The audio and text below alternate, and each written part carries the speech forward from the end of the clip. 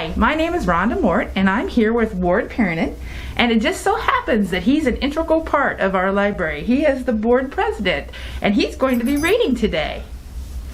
Hey, Miss Rhonda, nice to be here. I'm so glad that I was asked to read because I raised 4 children, and some nights their mother and myself were each reading to one child. So I've done this before, and I've gotten to be rather fond of children's books and doing all that. And I'm excited for y'all because if you keep reading, the more you read, the better you become, and you'll go to chapter books like Roald Dahl's James and the Giant Peach and Danny Champion of the World, and those are 2 of my favorite books in the whole world. So you got a long reading life left, and I'm very excited for you.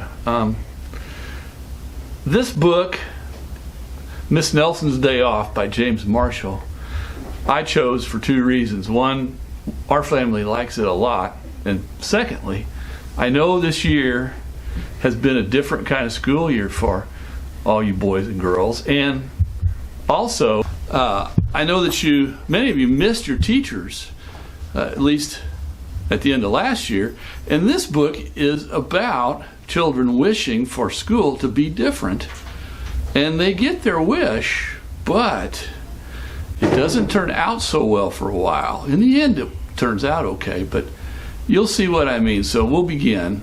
I'll quit talking and we'll begin. All right, Miss Nelson is Missing by Harry Allard and James Marshall. The kids in room 207 were misbehaving again. Spitballs stuck to the ceiling. Paper planes whizzed through the air. They were the worst behaved class in the whole school. "Now settle down," said Miss Nelson in a sweet voice. But the class would not settle down. They whispered and giggled. They squirmed and made faces. They were even rude during story hour. And they always refused to do their lessons. "Something will have to be done," said Miss Nelson. The next morning, Miss Nelson did not come to school. "Wow," yelled the kids. "Now we can really act up."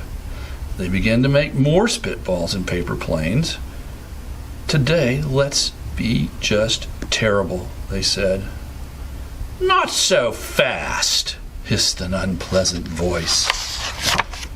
A woman in an ugly black dress stood before them. "I am your new teacher, Miss Viola Swamp," and she rapped the desk with her ruler. Where is Miss Nelson?" asked the kids. "Never mind that," snapped Miss Swamp. "Open those arithmetic books." Miss Nelson's kids did as they were told. They could see that Miss Swamp was a real witch. She meant business. Right away she put them to work, and she loaded them down with homework. "We'll have no story hour today," said Miss Swamp. "Keep your mouths shut," said Miss Swamp. "Sit perfectly still," said Miss Swamp. "And if you misbehave, you'll be sorry," said Miss Swamp. The kids in room 207 had never worked so hard. Days went by, and there was no sign of Miss Nelson. The kids missed Miss Nelson. "Maybe we should try to find her," they said. Some of them went to the police. Detective McSmog was assigned to the case. He listened to their story. He scratched his chin. He said. I think Miss Nelson is missing." Detective Smog would not be much help. Other kids went to Miss Nelson's house. The shades were tightly drawn on the windows, and no one answered the door. In fact, the only person they did see was the wicked Miss Viola Swamp coming up the street. "If she sees us, she'll give us more homework." They ran away just in time. Maybe something terrible happened to Miss Nelson. Maybe she was gobbled up by a shark, said one of the kids. But that didn't seem very likely. "Sharks, very unpleasant," says the sign. Maybe Miss Nelson went to Mars, said another kid. But that didn't seem very likely either. I know, exclaimed one know-it-all. Maybe Miss Nelson's car was carried off by a swarm of angry butterflies. But that was the least likely of all.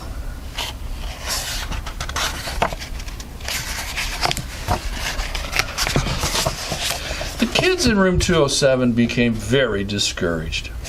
It seemed that Miss Nelson was never coming back, and they would be stuck with Miss Viola's swamp forever.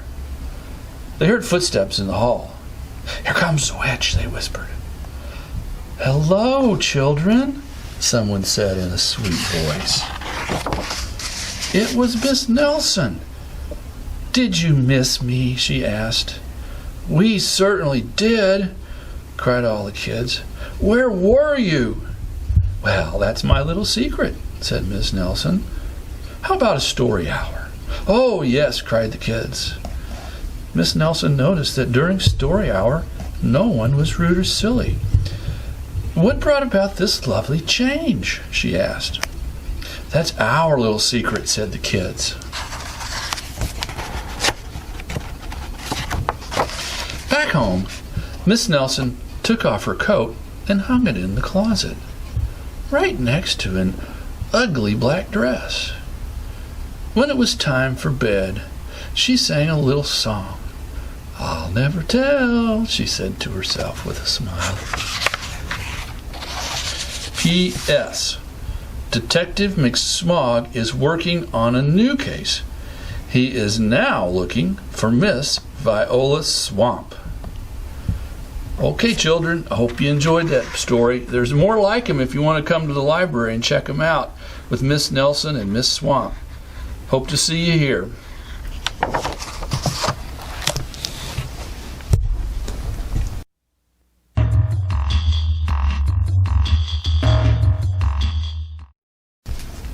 Ask us about our learning packs, where you will get a game that is a certain topic. We have 7 to choose from, and then 4 or 5 books that we pick out to go along with it. It's aimed for kids 3 to 6 for you to take home and enjoy.